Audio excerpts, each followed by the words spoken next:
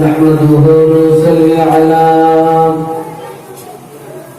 رسوله الكريم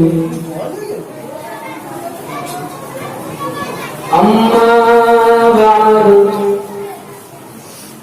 فيا أيها الغازلون رحمكم الله.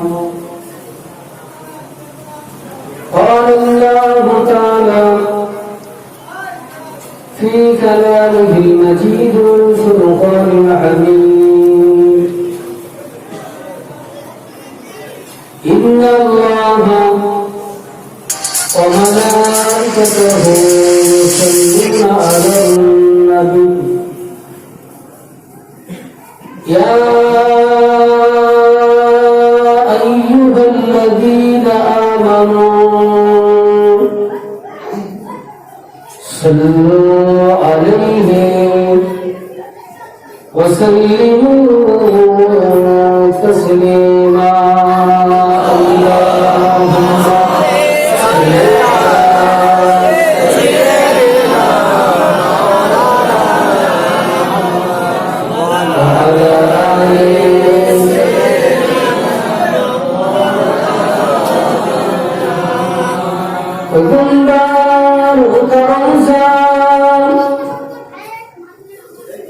दिखा दे खुदा সকলে বলেন আল্লাহুম্মা আমিন। আল্লাহ রাসূল জানালেন, যে ব্যক্তি আমি রাসূলুল্লাহ আমার রওজা মুবারকটা জিয়ারত করলো, আমি রাসূল জানালাম তার জন্য সুপারিশ শাফাআত করাটা আমি রাসূল আমার জন্য ওয়াজিব হয়ে যায়। पैगंबरों का रोज़ा दिखा दे खुदाया, दही मुद्दा से मिला दे खुदाया, शराबे मुअक्का पिला दे खुदाया। पैगंबरों का रोज़ा दिखा दे खुदाया, अल्लाहुम्मा सल्ली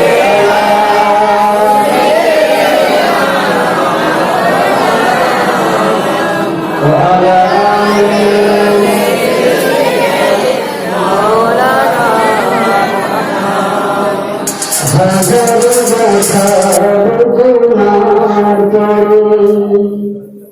ফিরে আসুনি তুমি আপন ঘরে, দিনের আলো তুমি ছড়িয়ে দিতে, চলে গেলে মদিনা মক্কা ছেড়ে। বলতে পারবে না আরেকটু জোরে হয় না? যে রাসূল শুধু মক্কার জন্মভূমিটাকে ত্যাগ করে দিয়ে দিনটাকে প্রচার করার জন্য তিনি মদিনা শরীফে চলে গেছেন, আরাম আয়েশ মহাব্বত সব ভুলে গিয়ে। যদি বলুন না হাজারো ব্যথা গুনাহ করে, ফিরে আসুনি তুমি আপন ঘরে, দিনের আলো তুমি ছড়িয়ে দিতে, চলে গেলে মদিনা মক্কা ছেড়ে। হে রাসূল তোমাকে ভুলি আমি কেন করে, আল্লাহুম্মা সাল্লি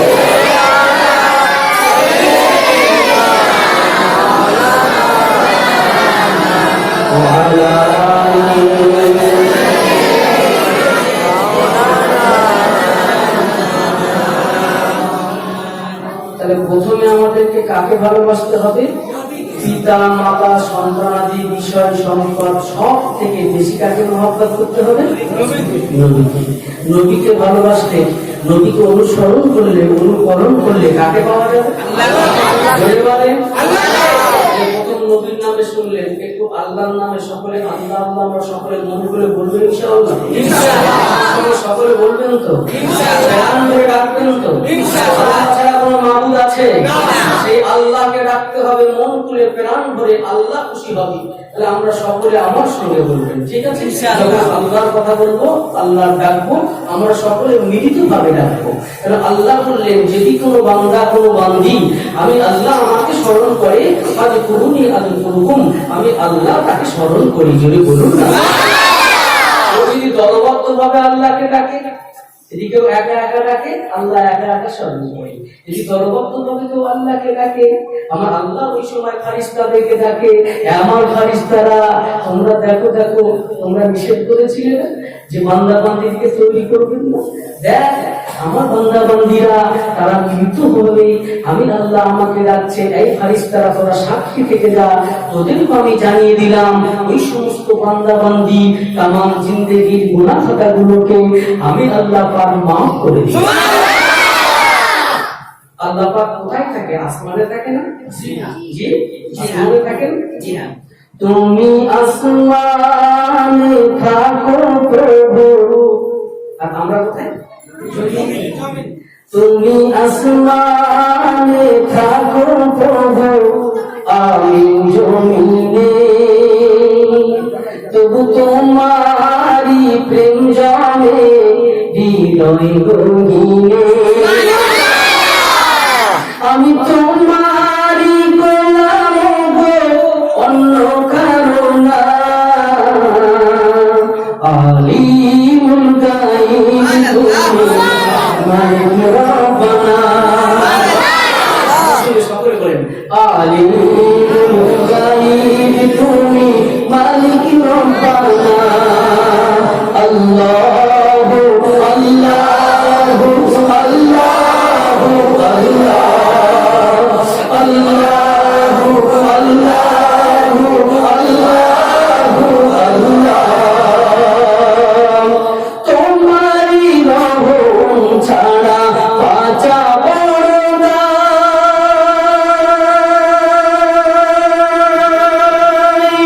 প্রতিদিনে প্রতিক্ষণে জড়িয়ে রাখো গো আমার, শত শত ভুল মাফ করে দাও, শত শত ভুল মাফ করে দাও, জানা কি অজানা আমি তোমারি গোলাম গো, অন্য কারো না। আলিমুল গায়ব তুমি মালিক রব্বানা, আলিমুল গায়ব তুমি মালিক রব্বানা।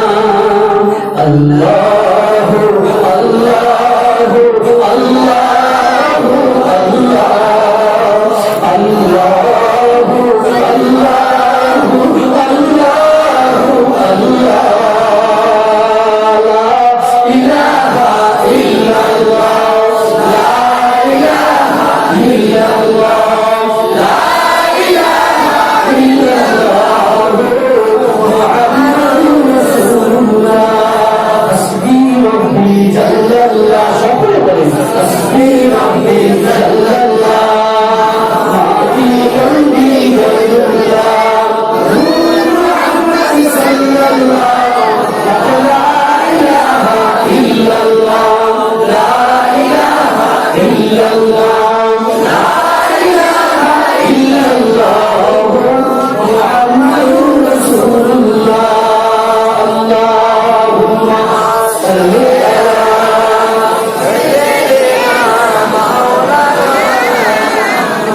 ওয়া আলা আলি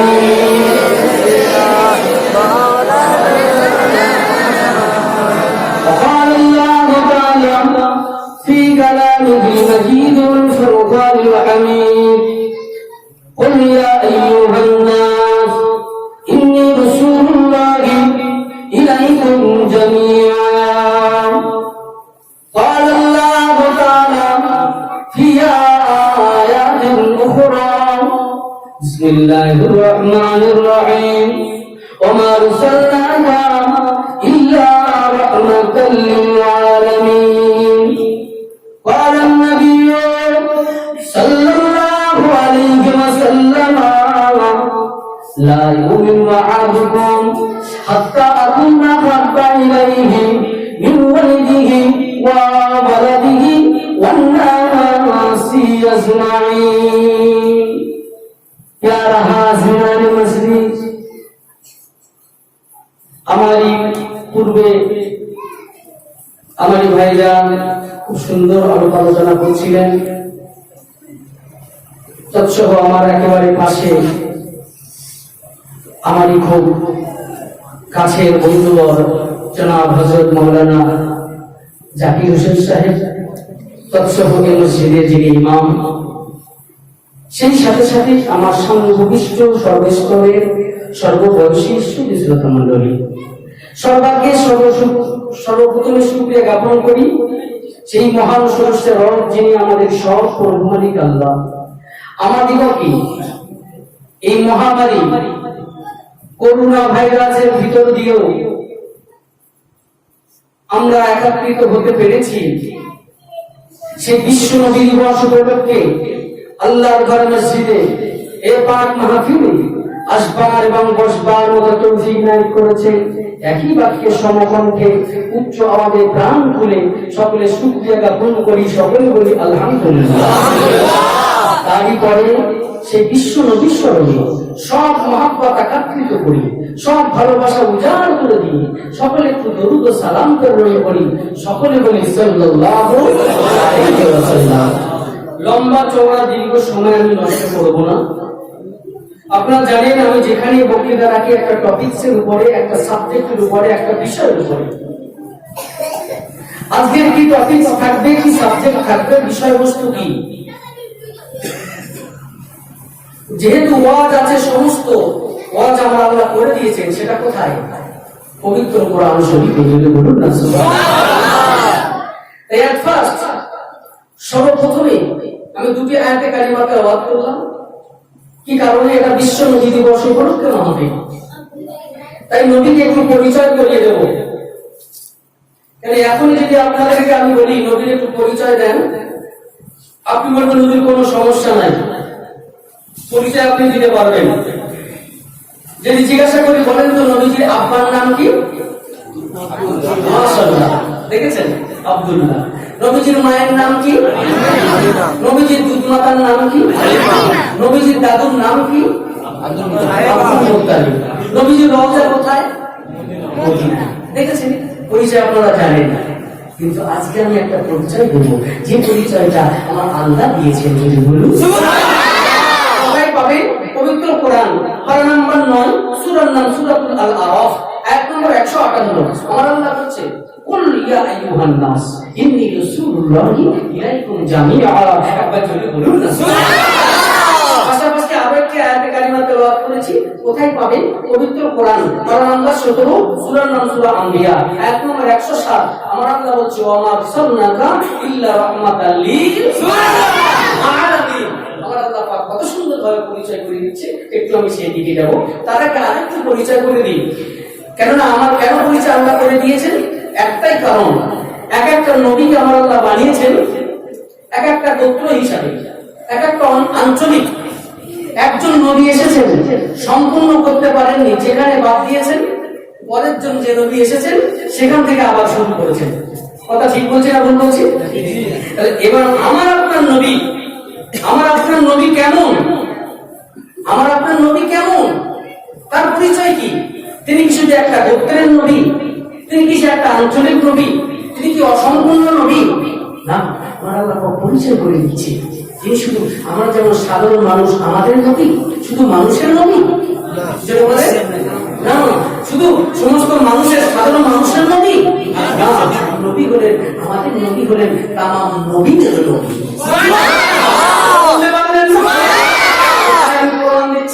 আসুন একটু হাদিসের কথা বলি, কোরআনের দিকে আসছি। মিশকাত শরীফ পাশেই তো আমাদের ভাইজান বসে আছেন, শুনে দেখেন। মিশকাত শরীফের সরা মেরকাতুল মাফাতি প্রথম খণ্ড লিখেছেন কে? হযরত মোল্লা আলী কারি রহমাতুল্লাহ আলাইহি। তিনি প্রথম খণ্ডের তাফসীরে আলোচনা চ্যাপ্টারে তিনি আলোচনা করছেন আমরা এখন বর্তমানে আছি একটা জায়গাতে, একটা জগতে, পৃথিবীর জগৎ।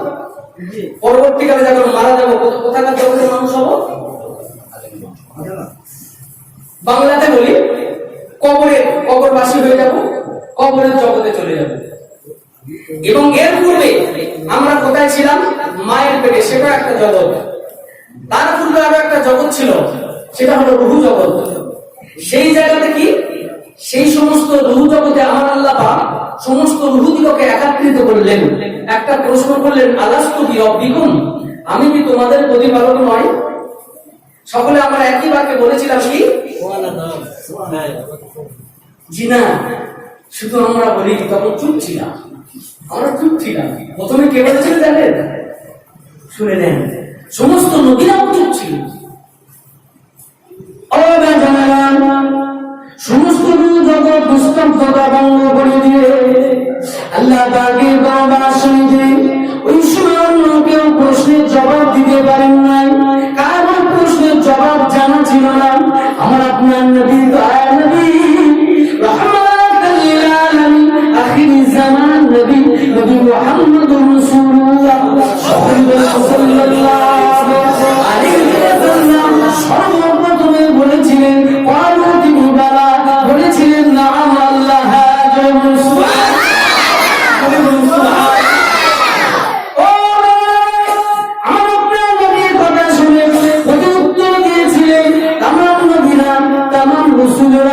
তারাও বলেছিল আল্লাহ, তাই তো আপনি আমাদের রব, আল্লাহ আপনি আমাদের সব, আল্লাহ আপনি আমাদের প্রভু মালিক। মোল্লা আলী কারি রহমাতুল্লাহ আলাইহি মেরকাতুল মাফাতির ভিতরে লিখছে, ওই রূহ জগতে আমার আপনার নবীর প্রতি উত্তর যদি তারা না করত, নবীর মতো উত্তর যদি না দিতে পারত, ওই রূহ জগতে সমস্ত নবী রাসূলরাও তারা কাফের হয়ে যেত, পৃথিবী বলে কিছু সৃষ্টি হতো না। বলবে ওই দিকে তারা জেনেছিল যে না, তাই তো আমাদের একজন নেতা আছে, আমাদের একজন লিডার আছে, আমাদের একজন নেতা, তার নাম কি? হযরত মুহাম্মদুর রাসূলুল্লাহ সাল্লাল্লাহু আলাইহি ওয়াসাল্লাম। তাই তার লাকাব সেই দিন থেকে হয়েছিল সাইয়্যিদুল মুরসালিন। কি লাকাব বললাম? সাইয়্যিদুল মুরসালিন। মানে কি? মানে হলো तमाम নবী রাসূলদের লিডার, সর্দার। জয় বলুন না সুবহানাল্লাহ। ওই দিন থেকে আমার নবী লাকাব এটা হয়েছিল। তাহলে এখানে বোঝাতে চাইছি, তাহলে আমার আপনার নবী শুধু মানুষদের নবী নয়, আমার আপনার নবী শুধু জেলেদের নবী নয়, আমার আপনার নবী হলো তামাম নবীদের নবী।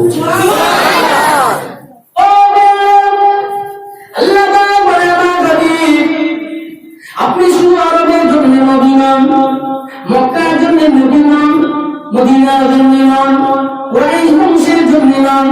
হাবিব আপনি বলে দিন, কুল ইয়া আইয়ুহান নাস, হাবিব কুল আপনি বলে দিন সমস্ত মানুষকে পাবে, ইন্নী রাসূলুল্লাহি ইলাইকুম জামিআন, সমস্ত মানুষ জাতির জন্য আপনি হলেন নবী ও রাসূল। সুবহানাল্লাহ। কথা বুঝছেন? এটা পরিচয় করে দিচ্ছে কে? আল্লাহ। আপনাদের কি কষ্ট হচ্ছে? জি না। কোরআন থেকে কথা বলে কষ্ট হয় না, নবীর কথা বলে কষ্ট হয় না, মনে ব্যথা লাগে না, পরিচয় ঠান্ডা হয়ে যায় না।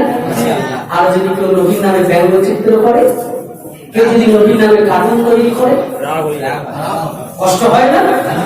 আমাদের দেখেন তো ভারতবর্ষে কত সুন্দর, আমার ভারতবর্ষে বিশেষ করে আমাদের পশ্চিমবাংলায় এখানে বাস করে হিন্দু, মুসলিম, জৈন, খ্রিস্টান, সমস্ত জাতি মিলে আমরা বাস করি কত সুন্দর ভাবে, শান্তির সঙ্গে। এখনো আপনি বলতে পারবেন পশ্চিমবাংলার একটা কোন মানুষ যে নবীর নামে ব্যঙ্গচিত্র করেছে, ছবি তৈরি করেছে, কার্টুন তৈরি করেছে? বলতে পারবেন আপনি? শান্তির সঙ্গে আমরা নেই পশ্চিমবাংলায়। আপনি বলে শুনেছেন আপনি ফ্রান্সের সেখানে কি অবস্থা হচ্ছে, নবীর নামে কার্টুন তৈরি করেছে, দেখছেন না আপনারা? আমরা ইমানওয়ালা যারা মুসলমান, আমরা ইমানওয়ালা যারা, আমাদের পরিচয়টা, আমরা এই সময় কি আমাদের পরিচয় ঠান্ডা হয়? নবীর ব্যঙ্গচিত্র কার্টুন দেখে কি আমাদের পরিচয় জ্বালা করে না? কষ্ট হচ্ছে না? এর প্রতিবাদ দরকার আছে না? জোরে বলে আছে। নবীর বিরুদ্ধে যারা কথা বলছে, একই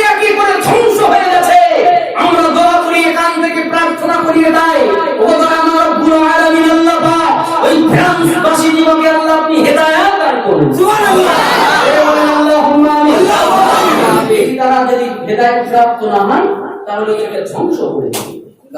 জোরে বলেন আমিন। আরো জোরে বলেন আমিন। ভয় পাচ্ছেন আপনারা? কষ্ট হচ্ছে আপনাদের? নবীর নামে যদি কেউ কথা বলে আমাদের জান চলে যাবে, অসুবিধা আছে? যদি নবীর নামে যদি কেউ ব্যঙ্গ চিত্র করে, কার্টুন তৈরি করে, এর জন্য যদি জিহাদ হয়, জিহাদে যদি নাম লিখাতে রাজি আছেন আপনারা? বলেন। ফ্রান্সের বিরুদ্ধে আমরা ধিক্কার জানাই এখান থেকে, এই ভারতবর্ষের হিন্দুস্তান থেকে, এই পশ্চিম বাংলার মাটি থেকে, এখান থেকে আমরা বার্তা পৌঁছে দিতে চাই। এ ফ্রান্স, তুমি সাবধান হয়ে যাও। তোমরা কথা বলেছো এমন একটা মানুষের বিরুদ্ধে, তোমরা প্রতিদায় বানিয়েছো যার নাম হলো জগৎগুরু বিখ্যাত, যিনি হলেন সর্বকালের, সর্বস্তরের, সর্বমানুষের, সমস্ত নবী রাসূলদের লিডার। তিনি হলেন সরদার আকাই নামদার তাজদার মদিনা রহমাতুল লিল আলামিন সাইয়্যিদুল মুরসালিন নবী মুহাম্মদ রাসূলুল্লাহ সাল্লাল্লাহু আলাইহি ওয়াসাল্লামের বিরুদ্ধে তোমরা কত কার্টুন তৈরি করেছো, ব্যঙ্গচিত্র তৈরি করেছো। আমরা এখান থেকে ধিক্কার জানাই, তোমাদের বিরুদ্ধে আমাদের এক রাশ ক্ষোভ তোমাদের উপরে উগড়ে দিলাম। বাবু, এখান থেকে আমরা যদি এই বার্তাটা যদি পৌঁছে দিতে পারি, আমরা শুধু ভারতবর্ষের জমিনে কত সুন্দর ভাবে আমরা রয়েছি। আজকে বিভিন্ন ভাবে চক্রান্ত করে বিশ্ব নবীর নামে যদি যে কেউ কথা বলুক, আমরা ছেড়ে কথা বলবো না। বলেন না ইনশাআল্লাহ। আমাদের নবীদের বিরুদ্ধে, আমাদের নবীর বিরুদ্ধে এদিকে কটু কথা বলে, আমাদের জানার দিকে পরোয়া কেননা আমরা আমাদের পরিচয় আঘাত দিয়েছি। সিরে যাবে আমাদের পরিচয় আঘাত দিয়েছি, আমাদের পিতা, আমাদের মাতা, আমাদের সন্তানাদি, আমাদের বিষয় সম্পদ সব থেকে আমরা ভালোবাসি নবী মুহাম্মদ রাসূলুল্লাহ সাল্লাল্লাহু আলাইহি ওয়াসাল্লামকে। সেই নবীর বিরুদ্ধে তোরা কথা বলিস, আপনি অবাক হয়ে যাবেন। কার্টুন তৈরি করেছে, জানেন কার্টুনটা আপনি? আমার নবী, আমার বলতে পারা হচ্ছে, বলি কিভাবে নবীজির একটা চিত্র, একটা শুধু বলছি। নবীজি তৈরি করেছে এমন চিত্র, একটা বয়স্ক মানুষ আকৃতিতে একটা তৈরি করেছে, আর 10-11টা মহিলাদের একটা দাঁড় করিয়ে দিয়েছে, দিয়ে বলছে এটা মুহাম্মাদের পতিতালয়। বুঝতে পারছেন? এবং যদি সেই নবীজিকে, তার বংশকে, তার সাংসারিক, তার পারিবারিক জীবনটাকে একটা জায়গায় করে যদি পতিতালয় করো, আপনারা বলুন, একটা কথা প্রশ্ন আমার, সেটা হলো যিনি জগৎগুরু মুহাম্মদ রাসূলুল্লাহ সাল্লাল্লাহু আলাইহি ওয়াসাল্লাম, যিনি বিবাহ করেছিলেন সর্বপ্রথম, যে 18 বছর 20 বছরের কোন নারীকে বিবাহ করেছিলেন। কত বছর বয়স ছিল? 40 বছর। নবীজির বয়স 25 বছর। তাহলে 25 বছরের একজন পুরুষ বিবাহ করতে হতো 18-20 বছরের মেয়ে। কিন্তু সেই আম্মা জান খাদিজাতুল কুবরা রাদিয়াল্লাহু তাআলা আনহা, তার বয়স 40 বছর ছিল। সেই 40 বছর বয়স্ক একজন মহিলাকে বিবাহ করলো। যতদিন তিনি হায়াতে জিন্দেগিতে বেঁচে ছিল, ততদিন দ্বিতীয় কোনো বিবাহ করেছিল? এবার আপনারা বলেন, সেই নবীর নামে যদি এমন কটু কথা বলে, পতিতালয় বলে, আমাদের জীবন দেখে রাখতে না। সেই নবীর জন্য আমরা সর্বসময় প্রস্তুত আছি ইনশাআল্লাহ। বলে বলেন ইনশাআল্লাহ। ও ভাইজান, আমি বুঝাতে চাই আপনাদের একটা কথা, বিশ্ব নবী বর্ষ উপলক্ষে আপনাদেরকে সজাগ হতে চাই। বিশ্ব নবী জগৎগুরু মুহাম্মদ রাসূলুল্লাহ সাল্লাল্লাহু আলাইহি ওয়াসাল্লামের শান মর্যাদা আমি আব্দুল্লাহ ইবনে মারুফ বর্ণনা করতে পারবো না। পারবো? জোরে বলেন। কেন বলেন তো? নবীজির বয়স যখন 2 বছর, কবছর 2 বছর, কত কষ্ট করেছেন, কত মেহনত করেছেন, দিনের জন্য এত কিছু করেছে। 2 বছর বয়স আম্মা জান আমিনার কাছে দুধ মাতা হালিমা, এবার কোথায় যাচ্ছ? কোথায় যাচ্ছ? উঠি করো, বসে শোনা চাপ, শোনা মালিক আমার একদম ওটা করো না। আপনাদের কষ্ট হচ্ছে না তো? তাহলে একটু ওটাউটি করবেন না, কারণ অন্য মানুষকে হয়ে যাবে। হ্যাঁ, একটু বসে যান, একটু ধৈর্যের পরিচয় দিন, ইনশাআল্লাহ আল্লাহ রহমত বর্ষিত হবে। যদি বলুন না আল্লাহুম্মা আমিন। নবীজির বয়স কেন আমি বলছি? আমি নবীজির শান মর্যাদা যাই বলি না কেন, পৃথিবীর কোনো মানুষ শান মর্যাদা যাই বলুন না কেন, নবীজির শান মর্যাদা আমরা বলতে পারবো না। কেন পারবো না? একটুখানি শুনুন। দুধমাতা হালিমা, নবী মুহাম্মদ রাসূলুল্লাহ সাল্লাল্লাহু আলাইহি সাল্লামের বয়স তখন 2 বছর, ফিরিয়ে দিয়ে আমিনার কাছে এসেছে। ওগো বুবু আমিনা, তুমি জানো এই মোহাম্মদকে তোমার কাছে ফিরিয়ে দিতে আমার মনটা চায় না। এই সন্তান সাধারণ সন্তান নয়। আমি হালিমা তামাম এই মক্কা শরীফে যেখানে অলিতে গলিতে গেছি, এই মোহাম্মদের মতো দ্বিতীয় কোন সন্তান আমি হালিমা আমি দেখি নাই।